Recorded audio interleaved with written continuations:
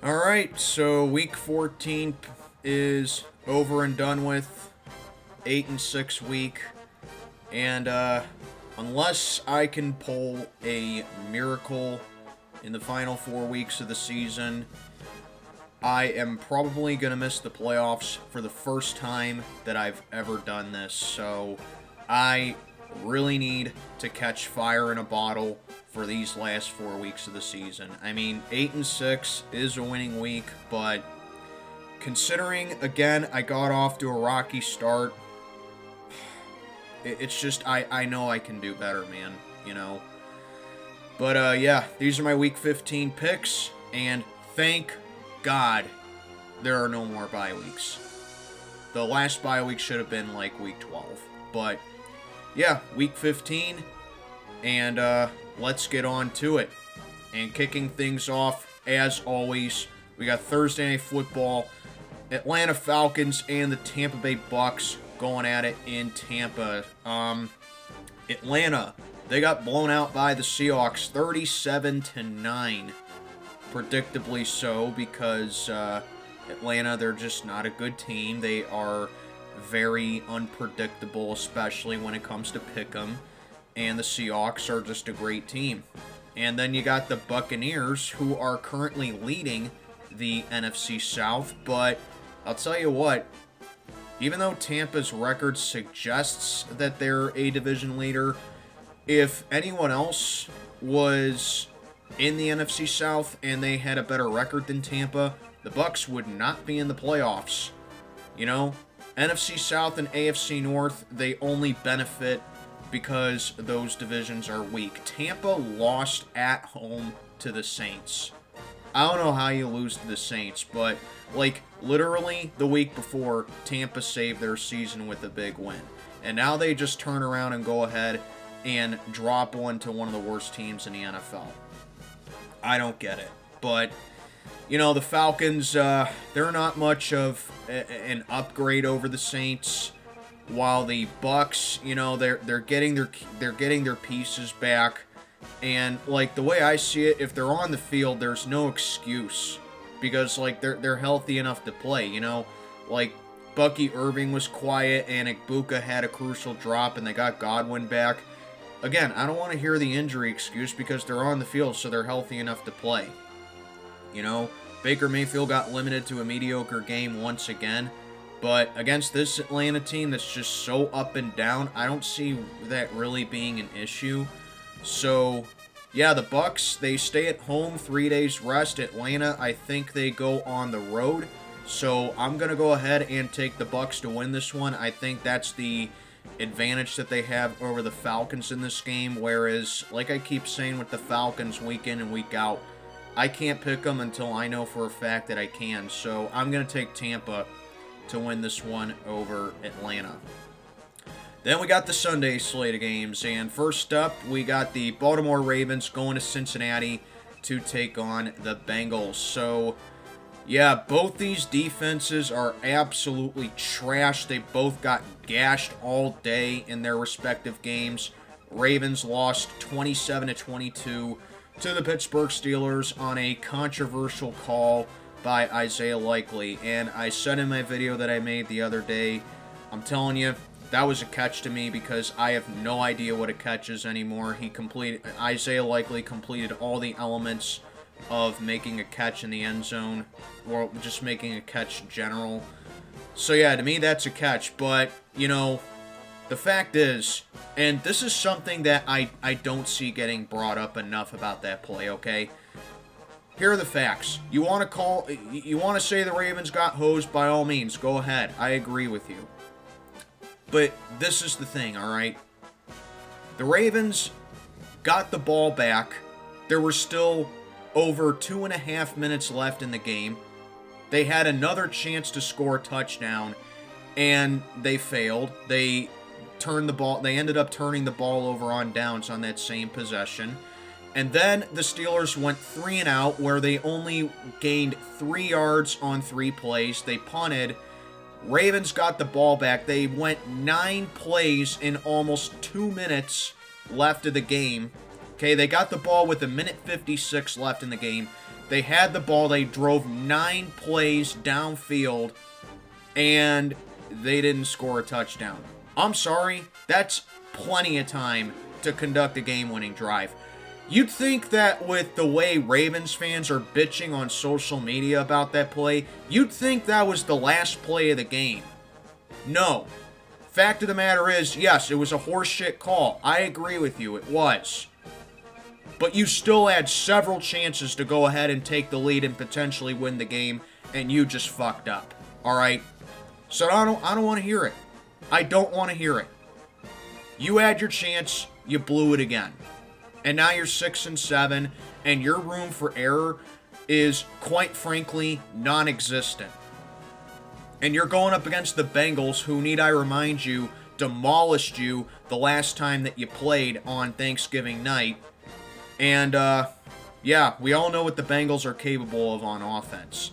Speaking of the Bengals, they lost 39-34 to the Buffalo Bills, where Joe Burrow threw a pick six that basically won the game for the Bills, and then they allowed Josh Allen to run for a 40-yard touchdown run, and then Cincinnati scored a touchdown to make it a little bit closer, but yeah, that's just a typical Bengals loss nowadays. They put up a lot of good numbers on offense, but their defense is historically awful.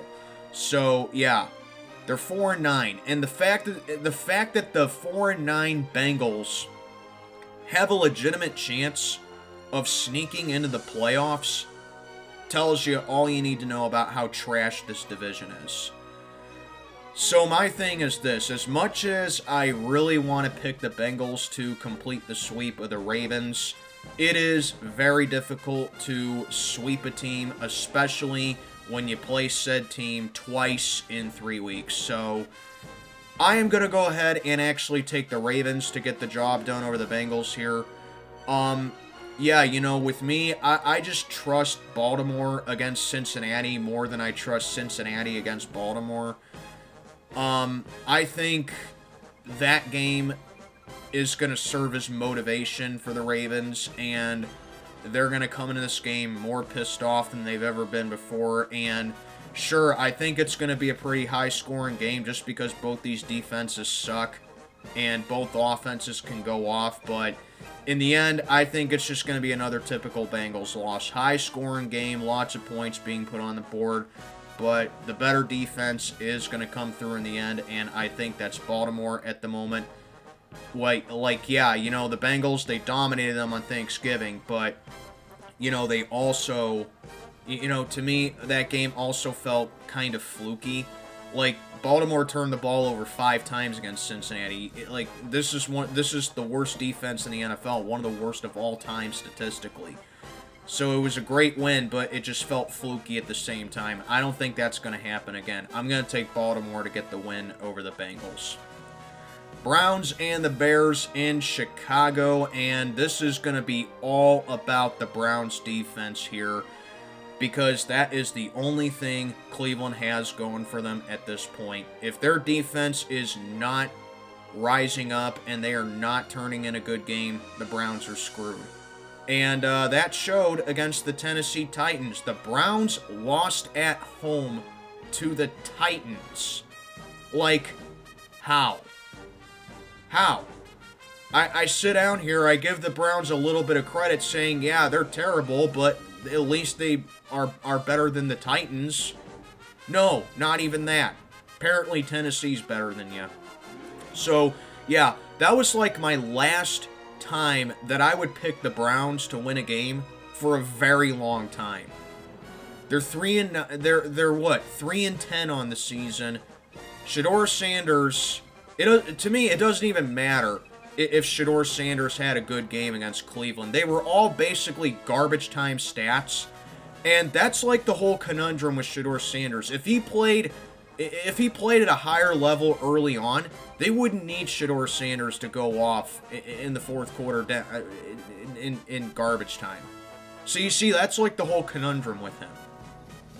And the Browns defense just got demolished by Tennessee. Like, what happened?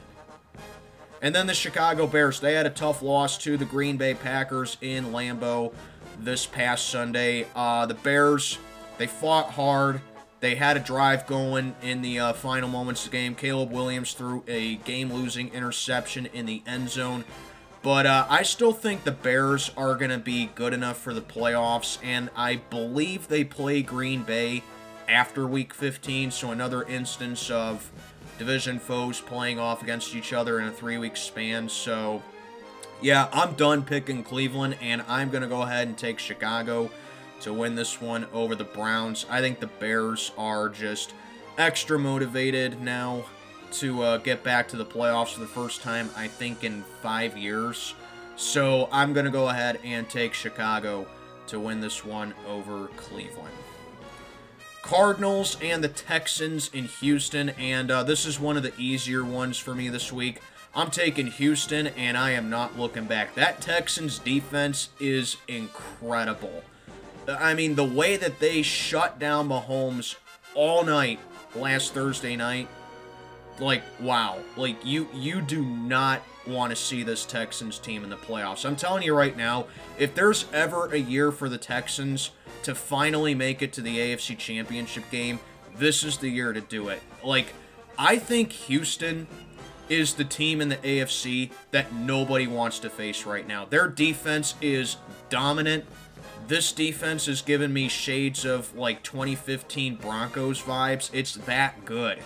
They're physical, they're dominant, they're limiting. They will just do everything to keep you off the scoreboard and limit your stat sheet. And that's a great formula for a team that's capable of making making a deep run. Their defense just controls the game. I mean, yeah, they don't have to light it up on offense, but their offense does enough to win the game, you know. Arizona, yeah, they're awful. I mean, Jacoby Brissett, he doesn't stand a chance against that Texans defense. I don't see the Cardinals making this a game at all, so I'm going to go ahead and take Houston here. This was actually close to being my lock of the week, but I have another one in store for that. But yeah, I think Houston wins this one soundly. Now, we got my toilet bowl of the week. Who'd have thought at the beginning of the season that this would be a toilet bowl? Washington and the Giants in New Jersey. So Washington, 3-10 on the year. Their losing streak continues. I think they've lost 8 straight games now. Dropped one to Minnesota. As a matter of fact, they got shut out by the Vikings, I think. And guess what? Jaden Daniels, he got hurt again. He injured his same hand and his same elbow that got injured against the Seattle Seahawks. And I'm just saying this right now. If there's another coach that I'm screaming for to get fired, it's Dan Quinn. Dan Quinn needs to get the fuck out of here, man. Like, this is your franchise QB, man. And he got injured earlier in the season for a game that was an injury that probably could have ended his season. And you decide to put him back in the game when his throwing hand and his throwing arm are not 100% to go and they're still injured, and you put him back in the game, and wouldn't you know, it's an awful risk to put him back in and he gets injured on the exact same place. Why is he on the field? Well, Dan Quinn, how does this guy still get a job? How does this guy still find work in the NFL? Okay, he's single-handedly responsible for Super Bowl 51, and now he does this to Jaden Daniels. He may have just ruined Jaden Daniels. I'm saying that right now. And yes, I'm pissed off about it because I like Jaden Daniels. He's one of my favorite quarterbacks in the league right now. And his future looks bleak because of his idiot head coach. Like, what the hell are you doing? Just shut him down for the rest of the season. Now you have no choice but to, because you're 3-10, you're not playing for the division anymore, you're not even playing for the playoffs or even 500 at this point anymore. At that point, after Jaden Daniels went down in Seattle, it doesn't matter what the prognosis was, you had to shut him down for the rest of the season, and your chances of making the playoffs after that game were gone. I hate incompetence from coaches, you know? I really do. I don't care whose team it is. I hate incompetence, man. So that's Washington for you. They're 3-10 on the year. The Giants are just the same old Giants. 2-11 on the season. They're coming off their bye week, if you can believe that or not. And just nothing looks good for the Giants. I think Jackson Dart might be back in this game. And the Giants have new life on their defensive coordinator side since Shane Bowen got canned as their defensive coordinator. But the Giants, like Washington, they're dealing with a lot of injuries as well. And another thing, Zach Ertz, something I forgot to mention with Washington, Zach Ertz, gruesome injury on that ACL injury, or a gruesome hit he took in that Vikings game. He's done for the season. So, yeah, just the injuries just pile up with Washington. But the Giants are injured too, so it pretty much cancels out. So this feels like a game where I have to pick someone to win, and unfortunately, I am losing faith in Washington. So I'm actually going to go ahead and take the Giants to win this one, simply because they're the home team, and they're coming off their bye week, so they're pretty well rested coming this game.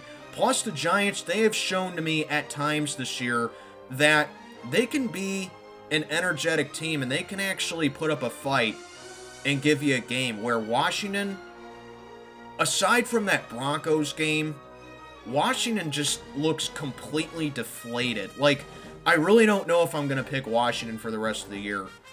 So I'm actually going to go ahead and take the Giants to win this one over Washington. But really, I really don't care if I get this game wrong. But for the sake of it, I'm going to go ahead and actually take the Giants to win. Then we got the Raiders and the Eagles in Philadelphia. Raiders coming off of a loss to the Broncos. It was 24-17, but again, don't let that score fool you.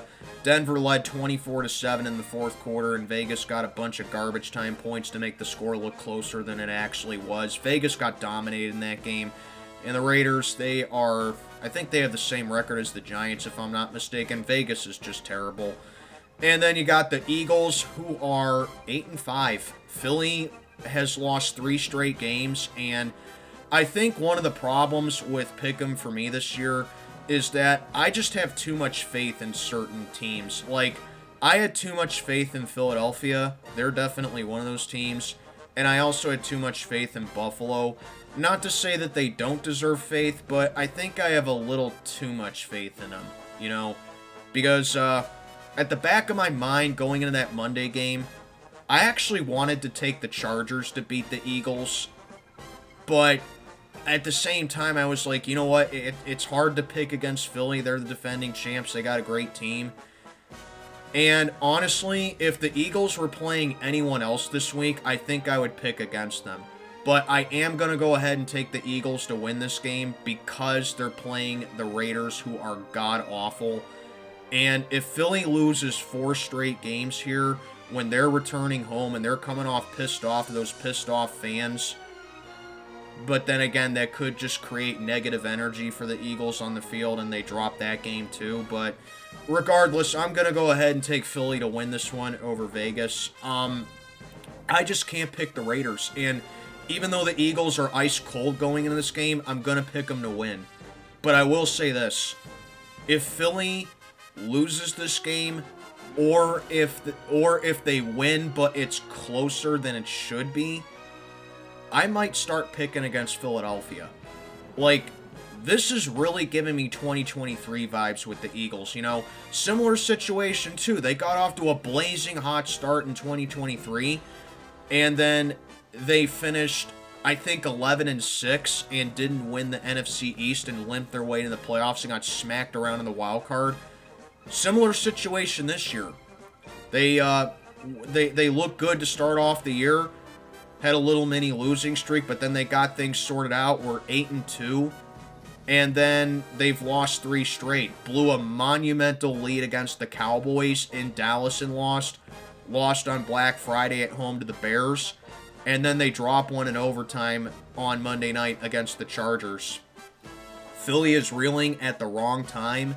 I still think they win the NFC East, but there are some severe issues with this team right now, with offensive play calling, with their execution on offense, and honestly, Jalen Hurts, too, a guy who I've been defending for years now. He had a terrible game against LA. He had 5 turnovers, I think, against the Chargers, including 4 interceptions. Yeah, I know, the Chargers got a great defense, but really, 4 interceptions for the Super Bowl MVP? Not a good look. Philly, you better figure something out, and you better figure it out quick, because if you're not careful, the Dallas Cowboys could very well sneak the NFC East right under your noses, and you're not prepared for it, because it's not out of the realm of possibility. The Cowboys are only, a game and a half, 2 games back of you, and there's still 4 weeks left to play, and you're on a bad losing streak at the same time. So, yeah, with all that being said, I'm still going to take Philly to win, but if they lose, or if this game is closer than it should be, I might start picking against Philly some more. Now, on to a game that is very easy to decide. The Jets and the Jaguars down in Jacksonville. This here is my lock of the week. I don't think I need to say anything else here. The Jets are god-awful. They got demolished at home by the Dolphins. And Jacksonville, they are now leading the AFC South. If you had that on your bingo card at the beginning of the year, you deserve a medal. Jacksonville's playing really good football.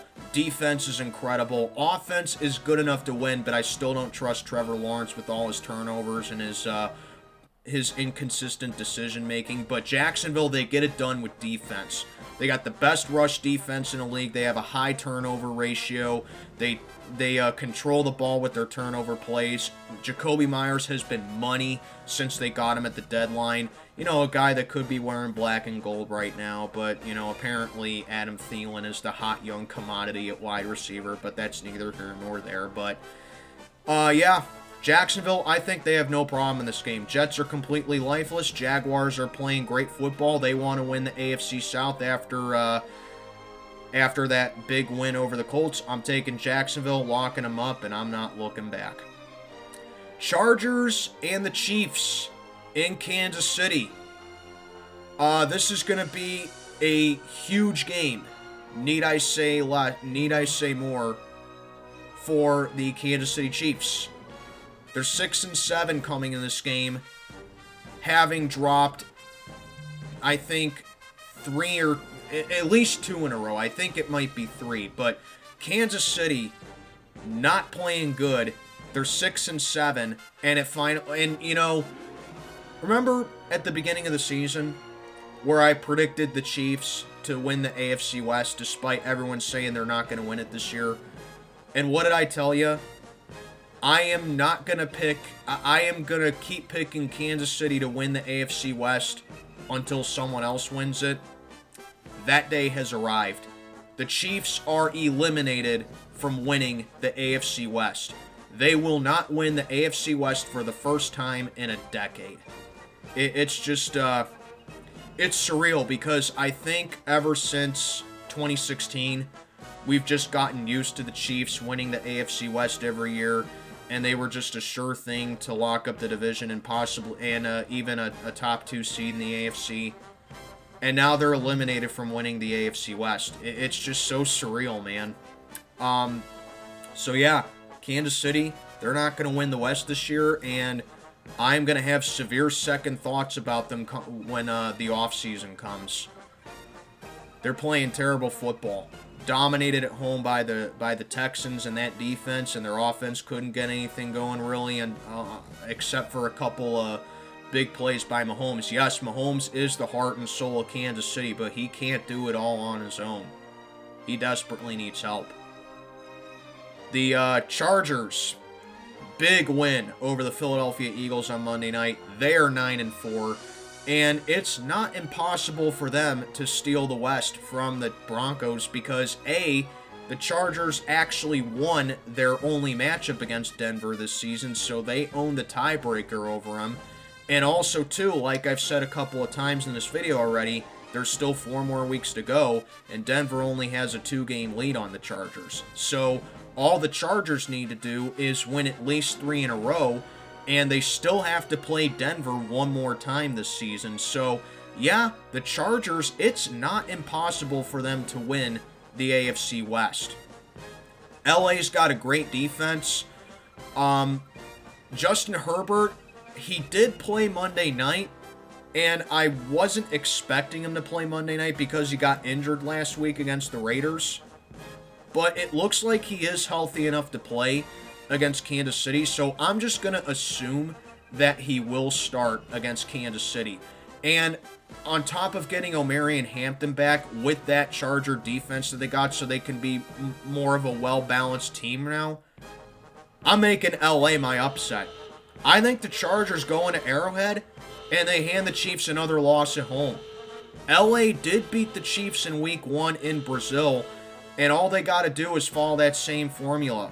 Dominate them on defense, get a run game going, control the time of clock, control it on defense, keep Mahomes off the field, drain the clock, and they're going to beat Kansas City again.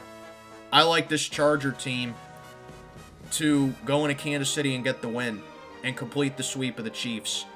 I am really losing faith in Kansas City. I'm almost at the point to where I've lost faith in them completely, unless they're playing a team like the Raiders. But yeah, I am high on the Chargers, similar to the Cowboys a couple weeks ago when the Cowboys came back in that Philly game, and then the next week they beat Kansas City. Similar with the Chargers. They got it done over the defending champs in overtime, and now they play the defending AFC champs. I think LA can do it. I like the Chargers to go into Kansas City and get the job done over the Chiefs and drop Kansas City to 6-8. And yeah, I don't think we're going to be seeing Kansas City in the playoffs this year. While LA, they march towards the playoffs. So I am going to go ahead, take LA to pull off the upset. Bills and the Patriots. This one is in Foxborough. Rivalry of the week. Huge implications between these two. And here's the scenario with this. I believe the Patriots win the East with a win here. And what better way to do it than by completing the sweep over the team that has won the division the last 5 years, and the team that has quite frankly owned them over the last 5 years in the Buffalo Bills. So yeah, Patriots win this week. They win the AFC East. It would be their first division title since 2019. And the Patriots, they have a great chance at doing so because they're coming off their bye week. They're 11-2. They've won 10 straight games. And if you didn't think the Patriots were a good team at the moment, well, guess what? They already beat Buffalo earlier in the season, and now they're coming in well-rested, coming off of a dominant win over the Giants the last time they played on Monday night in Week 13. Buffalo got it done over the Bengals, 39-34, but the Bills, yeah, they got to do something about that defense, man. Their offense is still really good and clicking on all cylinders, and you know, Josh Allen is Josh Allen. Buffalo is absolutely still going to be a playoff team, but I don't know. Their margin for error when it comes to winning the East right now is gone. Buffalo loses this game, they're not winning the division. You know, because it doesn't matter if the two teams finish with the same record. New England will have swept them, and unless Buffalo can, you know, go on a winning streak while New England loses, it doesn't matter. Patriots, all they got to do is win this game, and they win the division. So yeah, Buffalo, their margin for error is gone. So some keys for this game: Buffalo's rush offense against the Patriots defense, I think, is going to be a mismatch here because New England's rush defense has really stepped things up this season. If there's one thing on defense that I trust New England with, it is limiting the ground game and stopping the run. And if they can take Cook out of the game and they put pressure on Buffalo's wide receivers to come up and make a big play and be impactful, New England is absolutely gonna win this game. And then you got Drake May going up against Buffalo's defense. The Bills, their defense was something that everyone was going to be high on for the majority of the season. And Buffalo's defense this year has looked really underwhelming. they are definitely capable of giving up a lot of big plays. While Drake May has stepped up the defenses really well this year, outside of that Steeler game earlier this year where he did not play well. So I think really those three elements right there, Pat's coming off a bye week and also winning the first game against Buffalo in Buffalo. New England's rush defense against Buffalo's rush offense, and then Drake May against this sketchy Buffalo defense. I'm going to say New England completes the sweep of Buffalo. So, Buffalo, you had a nice run of controlling the AFC East for a half decade, but you did nothing with it. Guess what? The Patriots are back, and they are back to pretty much dominate the AFC East once again. So, yeah, you had a good run, Buffalo, but it has to come to an end. I'm taking New England to wrap up the AFC East in my rivalry of the week. Kicking off the later slate of games, we got a great game here. This was so close to being my game of the week, but I got a slightly better game in mind for that. We got the Detroit Lions taking on the Los Angeles Rams in LA. So the Lions, they had a huge season-saving win last Thursday night against the Dallas Cowboys, 44-30. And the Lions were coming in that game reeling, and they were kind of coming in ice cold, and they needed a win by any means necessary, and they got it done over Dallas. So Detroit, they are currently on the outside looking in, but the Lions, they are far from dead. All they need to do is keep winning and hope someone else loses a big game, and the Lions are back in the playoff hunt. So Detroit, they are far from dead. But, also the Lions, they have a huge advantage in this game where they're coming off a 3 days rest, so that's a huge benefit right there. I'm always looking for stuff like that. So Detroit, their defense is still banged up, and Brian Branch being out for the rest of the season, that's a big blow to the defense right there. But Detroit, they are still really good. That said, they definitely need an answer on defense because we all know what they're capable of on offense. As for LA, they mollywopped Arizona 45-17, and the Rams currently are the 1 seed in the NFC, and there is just no stopping LA. They are looking like the best team in the NFL. I've said that for the last couple weeks now, and I really don't know if anyone else is capable of beating LA this season. Panthers, they came off of an emotional win against the Rams a couple weeks ago, but like I said, I don't know if anyone else is going to be able to replicate that. Detroit is probably the best team to do that, but their defense needs to stop leaking, and with Matthew Stafford responding well after a bad week, that's just all the difference right there. Lions got to get Sonic and Knuckles going in this game, but the Rams have stopped the run pretty effectively all year this year, and that was my biggest concern for the Rams going into the season. How are they going to be able to stop the run? But now they got Sonic and Knuckles to deal with, who are the best 1-2 punch at running back in the NFL this season. So, Detroit has won the last 2 against the Rams, if you count that playoff game from a couple years ago. But the Rams did keep it close in both of those games.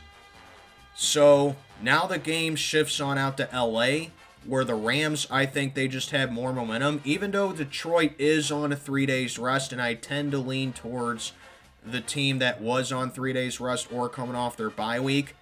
I think I'm still going to go with LA to win this one. I'm not sure who to go with, so again, I'm going to do my usual shtick and go with the home team here. The Lions are another team that I think I have a little too much faith in, and, if I pick them to win every game, I'm bound to get games wrong with them. I just think at this point, I just have more faith than LA does. Matthew Stafford, absolutely playing at MVP level. I think he is going to win MVP this year. And, LA, they get the 1 seed. Sky's the limit for them when it comes to the playoffs. I'm going to take the Rams to win a close one over the Lions.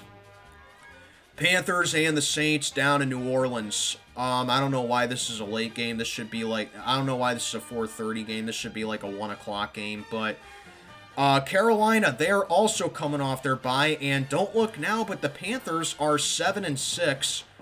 And if the Bucs somehow lose on Thursday night to Atlanta, while the Panthers win this very winnable game over the Saints, you're looking at a scenario where Carolina is going to be leading the NFC South. Oh, and guess what?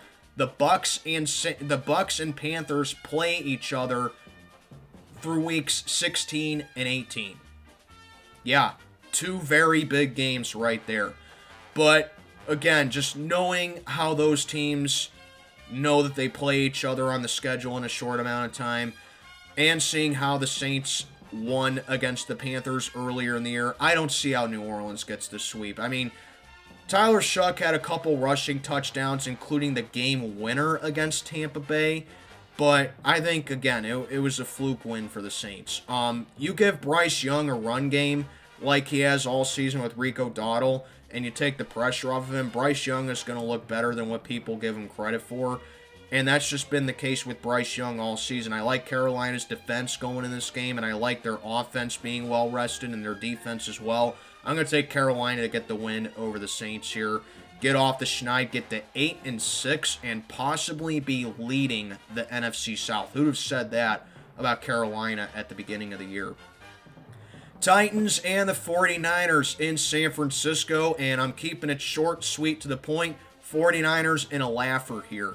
I don't see how Tennessee gets the win. Yeah, they beat the Browns somehow, but again, you know, Cleveland's a terrible team too. Now they're going up against San Francisco, who, want to take a guess? Yep, they're coming off their bye week. They're 9-4, and as I alluded to, I generally tend to lean towards teams that are either coming off of a Thursday game or coming off their bye week, and San Francisco fits the latter right there. Cam Ward, he needs all the protection and all the weapons in the world going up against that San Francisco defense, and with CMC carrying that 49er offense all year, despite the injuries they've had, Kyle Shanahan should definitely be in the Coach of the Year running. I'm taking San Francisco to win this one convincingly over Tennessee. Won't even be close. Moving on. We got my game of the week right here. The Green Bay Packers, 9-3-1, leading the NFC North, going to Denver to take on the Broncos, who are 11-2 and have won 10 straight games. This is going to be a phenomenal game. This is my personal game of the week right here.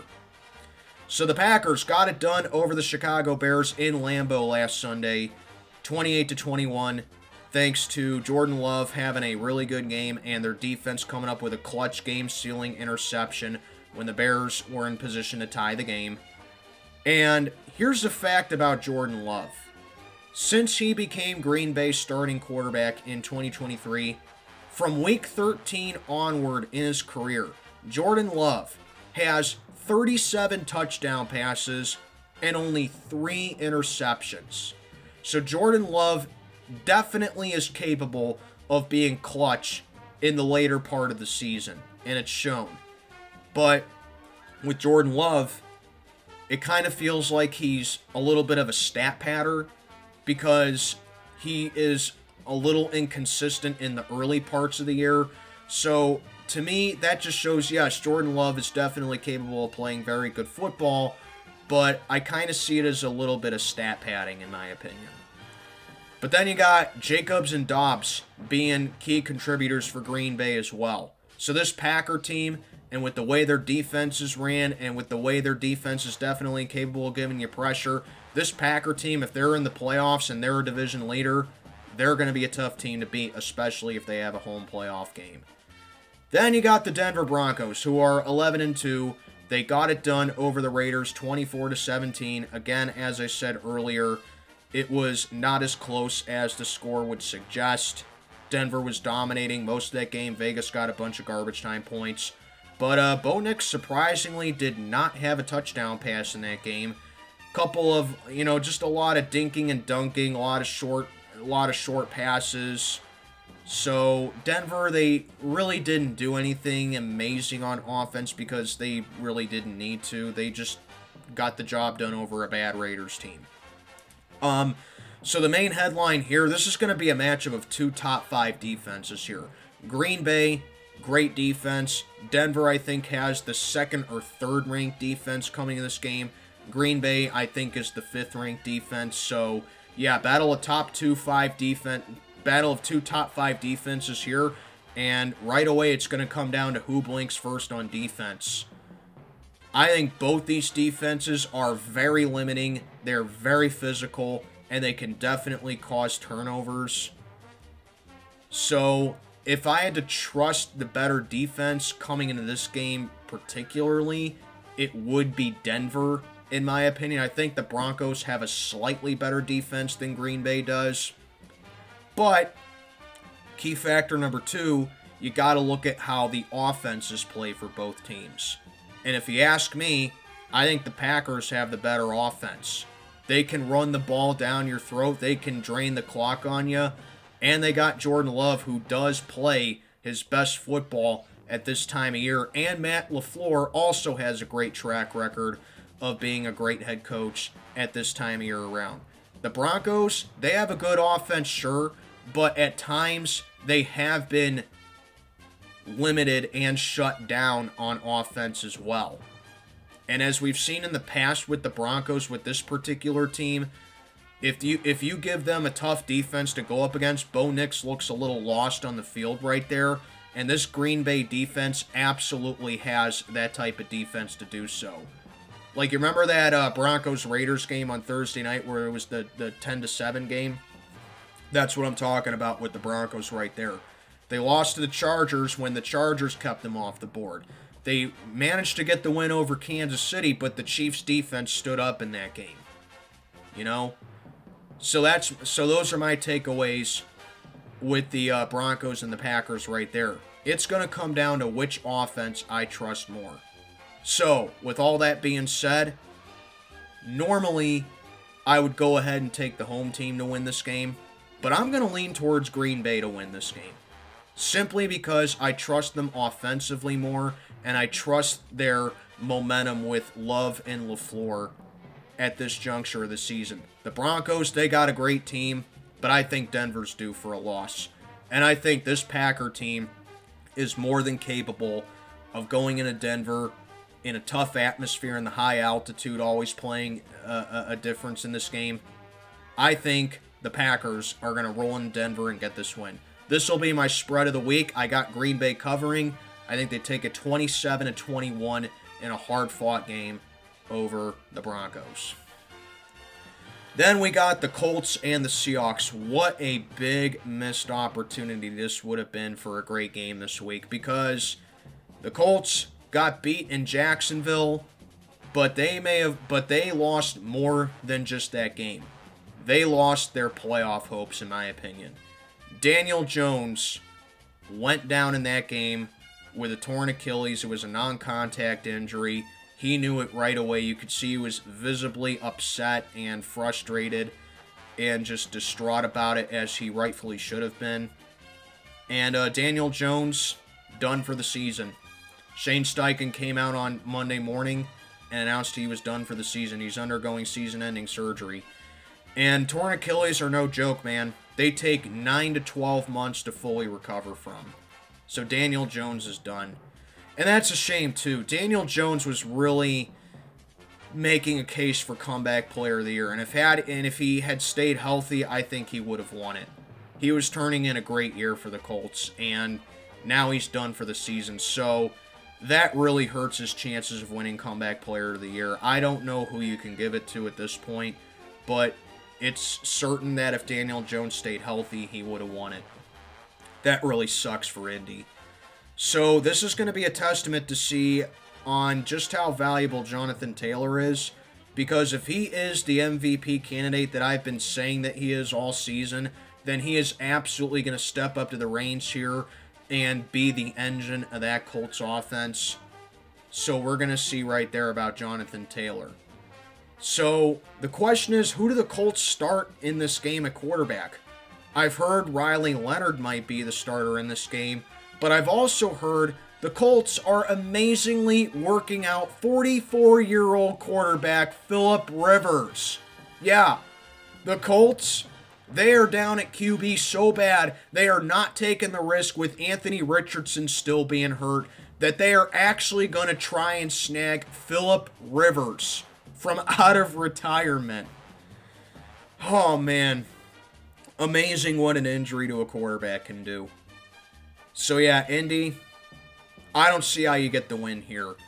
You're going up against this Seattle team that has a great defense, top 5 defense in the league, and they're a well-balanced attack on offense as well, with Sam Darnold throwing the ball great, Charbonnet and Walker being a great 1-2 punch in the backfield, JSN continuing to lead the league in receiving yards. He's easily unguardable, and just too much of a handful at wide receiver right there.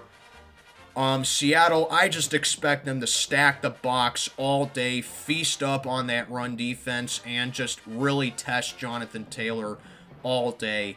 And just whoever Indy decides to start a quarterback, I just don't see it making a difference. So, I'm sorry, Colts, but I got Seattle winning this game pretty easily. If Daniel Jones was healthy in this game, it would be closer. I would probably still take Seattle if Daniel Jones was playing, because the Colts were reeling. They were 7-1 and now they're 8-5. So they've dropped 4 of their last 5 games, with their only win coming in overtime against Atlanta in Germany. So even if Daniel Jones was playing, I would probably still take Seattle, but I'd be a little more faithful with the Colts. But yeah, I'm taking Seattle to win this one pretty easily now. Sunday Night Football, check your local listings, and guess what? Yay, we get the Dallas Cowboys on Sunday night, as if we've never seen the Cowboys on Sunday night. But we got the Vikings and the Cowboys on Sunday night. So Minnesota, they're coming off pitching a shutout over Washington, 31-0, but again, it felt too fluky for me. I don't know if Minnesota is capable of doing that consistently on defense.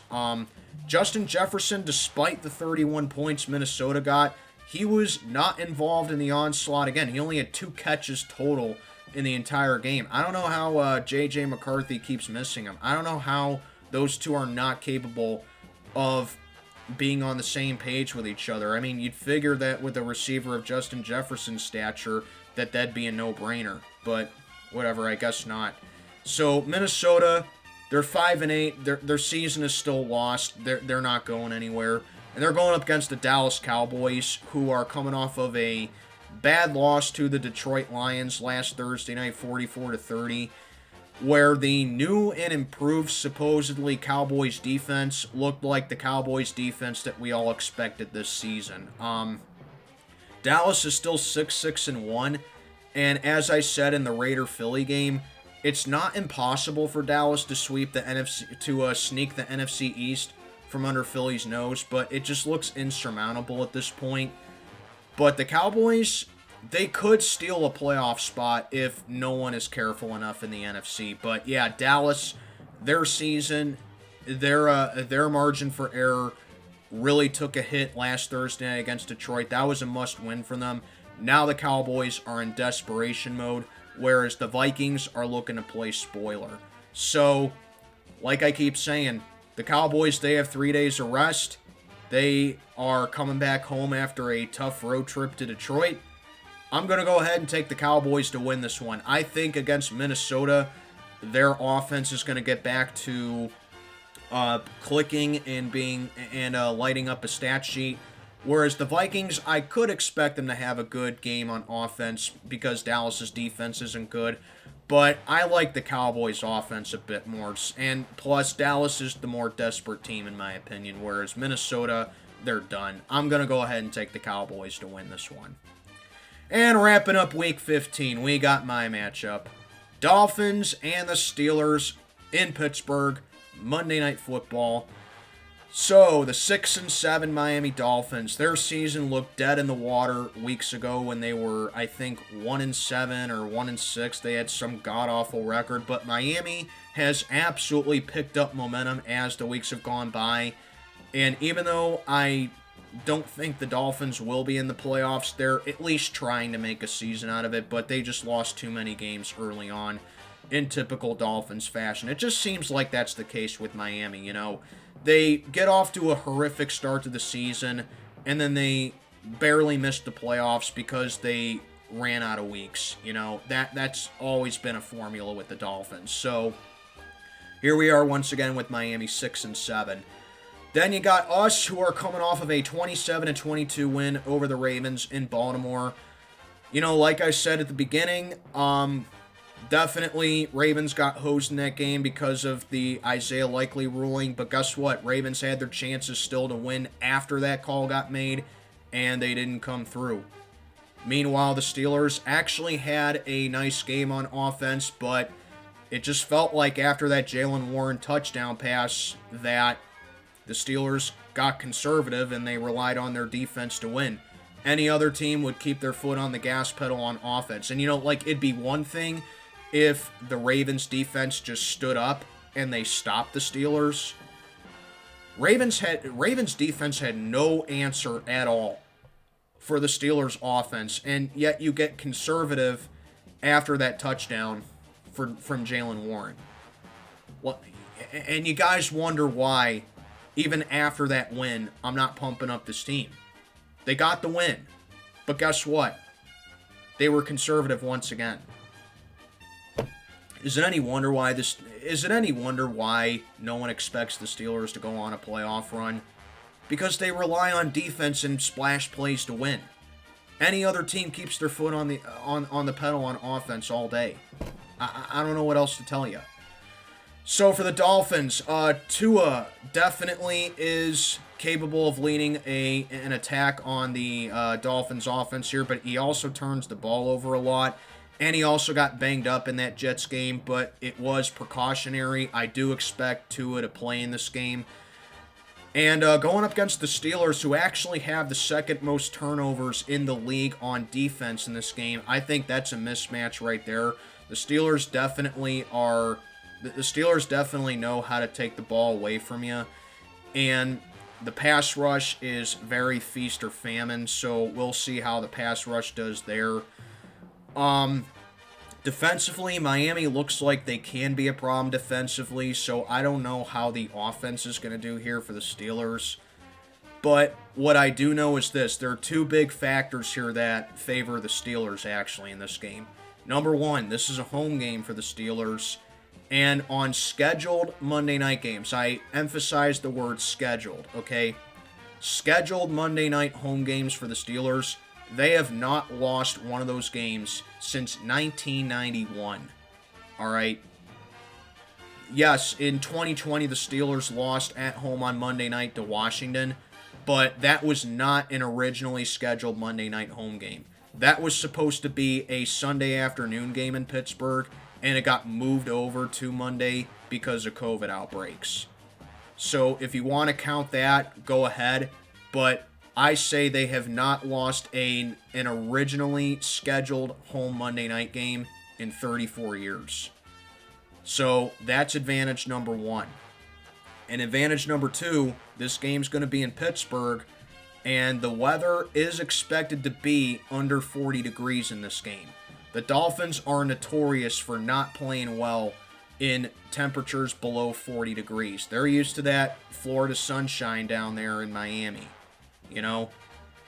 Now, yes, the Dolphins did get the win over the Jets this past Sunday in New Jersey, and the temperature at kickoff at that time was 32 degrees, so it's a bit of a moot point.